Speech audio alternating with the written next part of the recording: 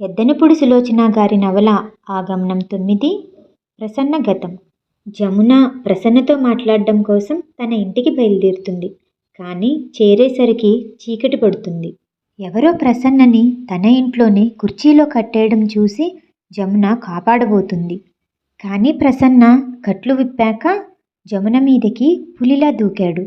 జమున కెవ్వుమంటూ ముఖం తిప్పుకుంది. అతని పళ్ళు పట్టుతప్పి జమున భుజాన్ని కాటేశాయి. అనుకోకుండా జరిగిన ఈ విపరీతానికి బిత్తరపోయింది. అతని చేతుల్ని విడిపించుకోపోయింది. కానీ అతని కళ్ళు ఉన్మాదంగా ఉన్నాయి. అవి యమపాశంలా బిగుసుకుంటున్నాయి. జమున తప్పించుకోబోతుంటే పట్టుకొని గోడకేసి అదిమాడు. అతని చేతులు జమున కంఠాన్ని నులిపేస్తున్నాయి. జమున ప్రాణం ఉక్కిరిబిక్కిరయింది. అదొక్క పిచ్చెక్కిన పశుబలం. ఇంతలో గదిలోకి పనికుర్రాడొచ్చాడు. వాడు వస్తూనే ప్రసన్న మీద వెనక నుంచి పడి జమున మీద నుంచి లాగేశాడు. ఒక్క క్షణం వాళ్ళిద్దరూ పెనుగులాడారు. పనికుర్రాడు అతి కష్టం మీద ప్రసన్న పెడరక్కలు విరిచి పట్టుకున్నాడు. జమున నేల మీద నుంచి గబాల్న లేచింది. అమ్మగారు, త్వరగా ఆ తాడిలా ఇవ్వండి అంటూ తొందర చేశాడు. జమున తెచ్చివ్వగానే పనికుర్రాడు మూలుగుతున్నా అరుస్తున్న ఆ ప్రసన్నని మంచం దగ్గరికి లాగి కట్టేశాడు. ప్రసన్న ఇంకా యూ బిచ్, నిన్ను వదలను అని అరుస్తూనే ఉన్నాడు. పనికుర్రాడు ఎంతో కష్టం మీద నోటి చుట్టూ గుడ్డ కట్టేశాడు. అతను ఆ మంచానికి కట్టేసిన మృగంలా బందీ అయిపోయాడు.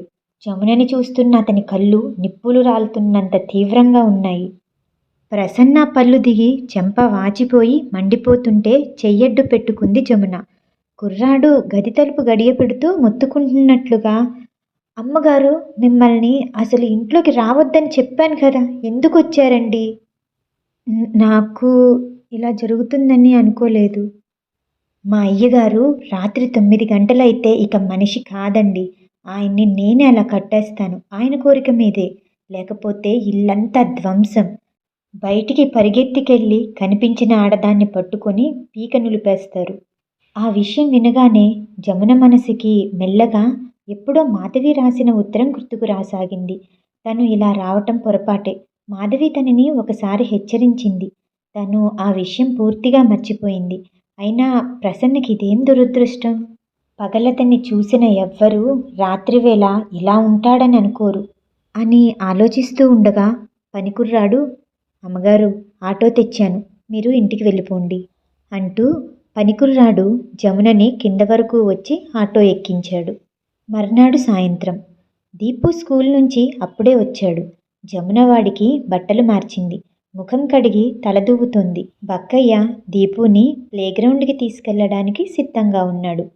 చీకటి పడకుండానే వచ్చేయండి బక్కయ్య అంటూ బక్కయ్యని దీపుని హెచ్చరించింది. దీపు తలదువ్వటం పూర్తి చేసి తలెత్తేసరికి అక్కడ ప్రసన్న నిలబడి ఉన్నాడు. అతను ఎప్పటిలా టీవీగా నిటారుగా లేడు. గుమ్మానికి భుజమానించి నిలబడిన అతనిలో ఏదో కృంగిపోయిన నిస్సత్తువ కనిపిస్తుంది. తప్పు చేసిన పిల్లాడు తల్లి ముందు నిలబడిన నిస్సహాయత్వం కనిపిస్తుంది. దీపు ప్రసన్నని ఒకసారి పలకరించి ప్లేగ్రౌండ్కి వెళ్ళిపోయాడు. ప్రసన్న అడగలేనట్టుగా చాలా కష్టంగా, జమున, రాత్రి ఎందుకొచ్చావు అని అడిగాడు. నువ్వే రప్పించావు నన్ను. జమున చాలా సాధారణంగా మాట్లాడడానికి ప్రయత్నించింది. నేనెందుకు నిన్ను రమ్మంటాను? అవును, నువ్వే. రోజు వచ్చేవాడివి సడన్గా రావటం మానేశావు. ఫోన్ చేస్తే ఉండి కూడా లేవనిపించావు. ఏమైంది? మన మధ్య అంత జరగరానిది ఏం జరిగింది? నేనేం తప్పు చేశాను? నా వల్ల నీకేమైనా బాధ కలిగిందా? అలా అని ముఖాముఖి తేల్చుకుందామని ఇంటికొచ్చాను. కానీ వచ్చేదారిలో బస్సు చెడిపోవటం వల్ల పొద్దుపోయింది. నేను కావాలని పొద్దుపోయి రాలేదు. అతను ఇంకా ఆపమన్నట్టు చేయి చూపిస్తూ, బస్ చాలు, ఇంక నన్నేమీ అనకు అంటూ అక్కడున్న కుర్చీలో కూలబడ్డాడు. 2 చేతులతోటి ముఖం దాచుకున్నాడు.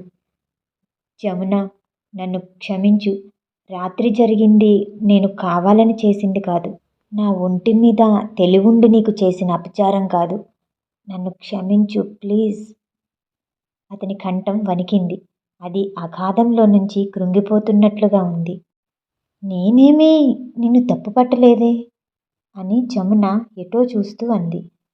ప్లీజ్ జమున, దయుంచి అలా అనకు. చేసినా తెలియక చేసినా నా వల్ల నీకు అవమానం జరిగింది. దానికి నీకంటే నేనే ఎక్కువ బాధపడుతున్నాను. నేను చాలా బలహీనుడిని. మానసికంగా వ్యాధి పీడితుడిని. నిన్ను చూసిన ఎవ్వరూ అలా అనుకోరు ప్రసన్న. అది వ్యాధి అయితే నువ్వు డబ్బున్నవాడివి. లోకంలో ఎంతో మంచి డాక్టర్లున్నారు. వాళ్ళెవ్వరూ నీకు సాయం చేయలేకపోయారా? దాని నుంచి నాకు విముక్తి లేదు జమున. ఇదొక మానసికమైన సుస్థి. అసలేమైంది? నేను తెలుసుకోకూడదా? చెప్పాల్సిన పరిస్థితి వచ్చింది. జమున, నేను నోటితో చెప్పలేను. ఇదిగో కాగితం మీద వ్రాసి ఇస్తున్నాను. నువ్వే చదువు. ఇది చదివిన తర్వాత నన్ను క్షమిస్తావో నిరాకరిస్తావో నీ ఇష్టం అంటూ ప్రసన్న జేబులో నుంచి తీసిన కాగితం అక్కడ పెట్టి వెళ్ళిపోయాడు. జమున ఆ కాగితాలు తీసుకుని చూసింది. అందులో ఇలా ఉంది. జమున, మా అమ్మానాన్నల గురించి నీకు తెలుసు కదా. మా చెల్లెలు రమ నీకు తెలీదు. నాకు 10 సంవత్సరాల వయసులో పుట్టింది. అమ్మకి నాన్నకి అదంటే చాలా ఇష్టం. నాకు అంతకంటే ప్రాణం. అమ్మా నాన్నల అన్యోన్యత కూడా చాలా బాగుండేది. మా ఇంట్లో పండుగలు, నా పుట్టినరోజు, రమ పుట్టినరోజు, అమ్మా నాన్నల పెళ్లి రోజు, మా తాతయ్య పోయిన రోజు అన్నీ మాకు అపురూపమే. చిన్న కుక్క పిల్లని తెచ్చినా దాని మీద మాకు పెద్ద సెంటిమెంట్. నేను రమ అంత మంచి వాతావరణంలో పెరిగాము. నేను పెద్దయ్యాను. కాలేజీ చదువు పూర్తయింది. మా బంధువుల పెళ్ళికి వెళ్ళినప్పుడు నాకు ఒక అమ్మాయి పరిచయం అయింది. ఆ అమ్మాయి పేరు శోభ. ఆ పెళ్లి తర్వాత ఆ అమ్మాయి మా ఊరొచ్చింది. ఆ అమ్మాయి ఉద్యోగ ప్రయత్నం చేస్తున్నా అని చెప్పింది. ఆ అమ్మాయి తల్లి తండ్రి ఉన్నారు. కానీ తండ్రి చూడడట. ఇంటి భారం మొత్తం శోభ మీదనే ఉందిట. నాకు శోభ కష్టాలు వింటుంటే నిజంగా జాలి వేసేది. అప్పటికి ఇప్పటికి వ్యక్తిత్వం ఉండి బాధ్యతగా మసిలే వ్యక్తులంటే నాకు చాలా ఇష్టం. ఎందుకంటే వీరి వల్ల చీకట్లో ఉండే వ్యక్తుల జీవితాలు సుఖంగా ఉంటాయి. శోభకి నా స్నేహితుడు ఆనంద్ వాళ్ళ నాన్న కంపెనీలో ఉద్యోగం ఇప్పించాడు. శోభ స్టెనో కాబట్టి జీతం బాగానే వస్తుంది. బొంబాయి లాంటి మహానగరంలో ఆడపిల్ల ఒంటరిగా ఉండడం కష్టం. శోభ ఎవరో తెలిసిన వాళ్ళ ఇంట్లో ఉంది. వాళ్ళ బంధువుల అబ్బాయి రమేష్. శోభ ఒకసారి అతన్ని నాకు పరిచయం చేసింది. శోభ మా ఇంటికి వస్తూ పోతూ ఉండేది. రాను రాను శోభ నాకు దగ్గర కాసాగింది. నేనంటే తనకి ఉన్న ఇష్టం చాలా అందంగా చెప్పేది. ఆకర్షణా దీపానికి శలభంలా పరుగులు తీస్తే ఏ యువతీ యువకులైనా ఎలా ప్రవర్తిస్తారో మేము అలాగే సంచరించాం. దానిలో కొత్త లేదు, విచిత్రం లేదు. నేనేమనుకున్నానంటే నన్ను ఇష్టపడే అమ్మాయిని చేసుకుంటే ఆ అమ్మాయి ఇచ్చే ప్రేమకి రెట్టింపు నేను తరువాత ఇవ్వాలని అనుకున్నాను. ఇది పెళ్లి పట్ల నాకున్న అభిప్రాయం. నాకు శోభ అన్ని విధాలా నచ్చింది. శోభ చదువుకుంది, తెలివిగలది, నలుగురిలో ఎలా మసులుకోవాలో తెలుసు. అమ్మని మంచి చేసుకుంది. ముఖ్యంగా నేనంటే చాలా ఇష్టం. జమున, జీవితంలో కొందరి ఆగమనం మనల్ని ఆనంద శిఖరాలకి తీసుకెళ్తుంది. కొంతమంది ఆగమనం పతనపు లోయల్లోకి విసిరేస్తుంది. కొంతమంది మన జీవితాల్లోకి రావడం వల్ల మనకి జీవితంలో వెలితి పూడినట్టు ఉంటుంది. కొంతమంది రాక వల్ల ఉన్నవి పోతాయి. ఈ అదృష్ట దురదృష్టాల ఆగమనం మన చేతుల్లో లేవు. మన తెలివితేటలు జాగరూకత ఎందుకు పనికిరావు. మన విధి చేతుల్లో కీలుబొమ్మలు. నేను శోభ విషయంలో ఇలాగే చేశాను. ఆ అమ్మాయిని పెళ్లి చేసుకోవటానికి నాకు ఏ సమస్య అనిపించలేదు. అమ్మా నాన్న దగ్గర నుంచి కూడా ఎటువంటి అభ్యంతరము రాలేదు. అలా మా ఇద్దరి పెళ్ళయింది. నా కోసమని అమ్మ విడిగా ఇల్లు కొన్నది. శోభకి నా ఇష్టాయిష్టాలు, నా వ్యక్తిత్వం మరింత అర్థమయ్యేలా చెప్పింది. ఆ ఇంట్లో కావలసిన సామాను సర్వస్వం కొన్నది. నాకు ఉద్యోగం ఉంది. ఎటువంటి సమస్యలు లేవు. జీవితం వడ్డించిన విస్తరిలా ఉంది. కానీ పెళ్ళైన తరువాత శోభ ప్రవర్తన నేను అనుకున్నట్లుగా లేదు. పెళ్ళైన తరువాత నేనే శోభకి కెంపురాయి ఉంగరం కొనిచ్చాను. నెల రోజులన్నా కాలేదు శోభ చేతికి ఆ ఉంగరం లేదు. ఏమైంది అంటే సరిగ్గా సమాధానం చెప్పకుండా వెళ్ళిపోయింది. అది నాకు ఎలానో అనిపించింది. కొద్ది రోజుల తర్వాత ఒకసారి హోటల్కి వెళ్ళినప్పుడు అక్కడికి ఫ్రెండ్స్తో రమేష్ వచ్చాడు. అతని వేలికి ఆ ఉంగరం ఉంది. నేను ఇది ఎక్కడిది అని అడిగాను. శోభ తన పుట్టినరోజు కానుకగా ఇచ్చింది అన్నాడు. నాకు తల తిరిగిపోయింది. ఇంటికి వచ్చిన తర్వాత శోభని నిలదీస్తే సరిగ్గా జవాబు చెప్పకుండా ఘర్షణ పడి తల్లిదండ్రుల దగ్గరికి వెళ్ళిపోయింది. అమ్మ చెప్పిందని నేనే మళ్ళీ బ్రతిమాలి తీసుకునొచ్చాను. అదే నాకు పెద్ద శిక్ష అయింది. క్రమంగా శోభలో గల అసలు వ్యక్తిత్వం నాకు అర్థమయ్యింది. శోభకి పెళ్లి కాకముందు శోభ పనిచేసే దగ్గర ఆనంద్ తండ్రి శోభకి ఒక ఫ్లాట్ కొనిచ్చాడు. ఎందుకిచ్చాడు, అవసరం ఏమిటి అని ఆరా తీస్తే ఆయన శోభ కలిసి హాలిడేకి ఊళ్ళు వెళ్ళేవారట. ఆనంద్ తల్లికి ఆరోగ్యం బాగుండదు. ఆనంద్ చాలా అమాయకుడు. ఈ విషయం నేను ఆనంద్ పినతల్లి ద్వారా విని బెంగళూరు వెళ్ళి ఆ హోటల్లో ఎంక్వైరీ చేస్తే తెలిసింది. ఆ హోటల్ రిజిస్టర్లో ఆయన కూతురుగా రిజిస్టర్ చేశారు. శోభ డబ్బు కోసం దారిద్ర్యంతో ఈ పని చేస్తే నేను క్షమించేవాడినేమో. అదేం కాదు. శోభ ఒక తిరుగుబోతు. ఆమెకి చీరలు ఎలా కొత్తవి కావాలో మగవాళ్ళు కూడా అలా కావాలి. నాకిది అర్థం కాగానే కృంగిపోయాను. శోభ తిరుగుబోతుతనం క్రమంగా బయటికి రాసాగింది. మా కుటుంబం గురించి గుసగుసలు మొదలయ్యాయి. రమకి సంబంధాలు రావటం కష్టమైంది. నేను ఒకసారి ఘర్షణలో శోభని కొట్టాను. రమ పేరు ఎత్తి తిట్టింది. నేను సహించలేకపోయాను. నీలాంటి తిరుగుబోతికి రమ పేరు ఎత్తే అర్హత లేదన్నాను. ఇది శోభ అహాన్ని కాటేసింది. ఏం చేసిందో తెలుసా జమున? రమని నేర్పుగా తన ఇంటికి రప్పించి రమేష్ అతని ఫ్రెండ్స్ చేతిలో పెట్టింది. రమ జీవితాన్ని మొత్తం చిదిమేసింది. అలాంటి ఆడదాన్ని చేసుకున్నందుకు ఒరేయ్ అని తిట్టని అమ్మ కూడా నానా తిట్లు తిట్టింది. నాన్న నన్ను ఇంట్లో నుంచి వెళ్ళిపోమ్మన్నారు. ఆ తరువాత నేను ఇంటికి వచ్చేశాను. కానీ శోభ ఊర్లో లేదు. ఎవరితో బయటికెళ్ళిందో నాకు తెలుసు. కొన్ని రోజుల తర్వాత శోభ తిరిగొచ్చింది. మళ్ళీ శోభకి నాకు మాటా వచ్చింది. ఆ తరువాత నేను ఆఫీస్కి వెళ్ళిపోయాను. శోభ ఇంట్లో ఉందన్న విషయం తెలియక అమ్మ రమ వచ్చారు. జరిగిన విషయంలో నా తప్పేమీ లేదని తెలుసుకున్న అమ్మ నేను అంతే బాధితుడిని అని అర్థమై ఇంటికి తీసుకెళ్ళడానికని వచ్చింది. అమ్మ వాళ్ళు నా ఇంటికి వచ్చారన్న విషయం నాకు తెలియక ఆఫీస్ నుంచి నేను డాడీ దగ్గరికి వెళ్ళాను. అక్కడ డాడీ ఒంటరిగా ఉన్నారు. ఆయన నన్ను క్షమించారు. నేను ఆనందంతో పొంగిపోయాను. నేను ఇంతలో అమ్మ ఏది అని అడిగితే బహుశా నీకోసమే వెళ్ళిందేమో, ప్రసన్నని తీసుకొస్తాను అంది. రమ కూడా వెళ్ళింది అన్నారాయన. ఇంతలో ఫోన్ మోగింది. డాడీ తీసి నీకే అంటూ ఇచ్చారు. నేను వెళ్ళి తీస్తే పనికుర్రాడు ఇంట్లో కిరసనాయిలు ఒలికి అంటుకుందిట. గది నిండా మంటలు. వాడు ఏడుస్తూ చెప్పాడు. నేను డాడీ పరిగెత్తాం. అప్పటికే ఇరుగు పొరుగు వచ్చారు. గది తలుపులు విరక్కొట్టాం. లోపల మంటల మధ్య అమ్మ రమ సజీవ దహనం అవుతున్నారు. ఇంతలో ఫైర్ ఇంజన్స్ వచ్చాయి. అమ్మని రమని హాస్పిటల్లో చేర్పించాం. అమ్మ ప్రాణాలు హాస్పిటల్కి తీసుకెళ్లే దారిలో అంతమైపోయాయి. రమకి కొన ఊపిరి ఉంది.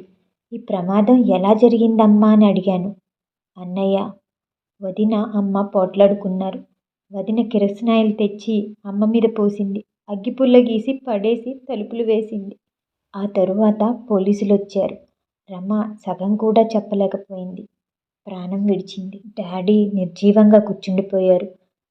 నేను శోభ మీద కేసు పెట్టాను. అందులో బలమైన సాక్ష్యం నౌకరు కుర్రాడు. వాడు కోర్టులో మాకు వ్యతిరేకంగా సాక్ష్యం చెప్పాడు. మా అమ్మ రమ కలిసి శోభని చంపుదామని చేశారట. ప్రమాదంలో శోభ తప్పించుకుంది. వాళ్ళే బలయ్యారు. నేను వాడిని కొట్టబోతుంటే జడ్జి కల్లెర్ర చేశాడు. శోభ ఏడుస్తూ తన కాపురం పెళ్ళైనప్పటి నుంచి ఇలాగే ఉందని చెప్పింది. పేపర్లలో శోభకి తప్పిన వరకట్నపు చావు అంటూ వార్తలు వచ్చాయి. శోభ పేపర్ వాళ్ళని బాగానే పట్టుకుంది. నా ఫోటో వేశారు. నన్ను తిడుతూ ఉత్తరాలు రాశారు. అన్యాయం జరిగింది నాకు, సానుభూతి శోభకి. వారం రోజులు కూడా తిరగకుండానే డాడీ హార్ట్అటాక్తో పోయారు. ఒక్క వారంలో 3 ఆత్మీయులను పోగొట్టుకున్న దురదృష్టవంతుడిని నేను. శోభ విడాకులకి కేసు పెట్టింది. నేనిచ్చేశాను. నా డబ్బులో చాలా భాగం తనకి వెళ్ళింది. ఆ తరువాత శోభ రమేష్ని పెళ్లి చేసుకుంది. నా చేతకానితనం, నా అసమర్థత, శోభని ఏమీ చేయలేక ప్రతీకారంతో మండుతున్న నా మనసు నన్ను చిత్రహింస పెట్టసాగింది. నువ్వు అసమర్థుడివి అని తిట్టసాగింది. చీకటి అయితే నేను ఒంటరిగా ఉండలేను. నన్ను ఒక రకమైన ఉద్రేకం ఆవహిస్తుంది. ఆ సమయంలో ఆడది కనిపిస్తే నేను ఏం చేస్తానో నాకే తెలీదు. అందుకే నన్ను నేను కట్టేసుకుంటాను. అప్పుడు విచ్చలవిడిగా ఊరి మీద పడను. రాత్రి అవగానే నాకు నేనే వేసుకునే ఈ భయంకరమైన శిక్ష నా నౌకర్కి తెలుసు జమున. ఇది నా రుగ్మత. నేనొక పిచ్చివాడిని, బలహీన మనస్కుడిని. నువ్వు నన్ను క్షమిస్తావో నా బలహీనతని చీదరించుకుంటావో నీ ఇష్టం. ఇట్లు ప్రసన్న.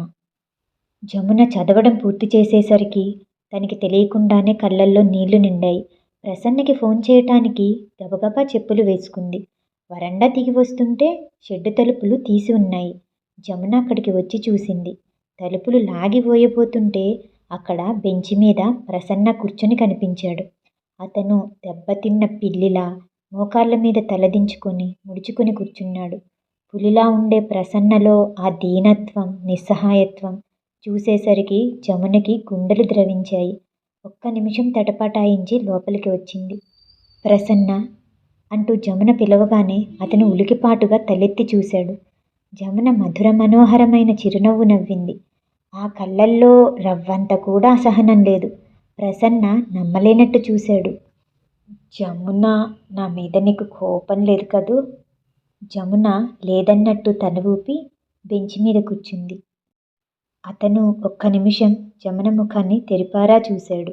జమున చిరునవ్వుతో, ప్రసన్న, నేను నీ స్నేహితురాల్ని. స్నేహం అంటే అర్థం చేసుకుని దగ్గరవటం, అపార్థంతో దూరమవటం కాదు. ప్రసన్న కాస్త జరిగాడు. మరుక్షణంలో అతను నేల మీదకి జారి మోకాళ్ళ మీద కూలబడ్డాడు. అతని తల జమున ఒడిలో ఆనింది. అతని చేతివేళ్లు జమున చీరని గట్టిగా గుప్పెళ్లతో పట్టుకున్నాయి. అతని ముఖం ఆమె ఒడిలో ఒదిగిపోయింది.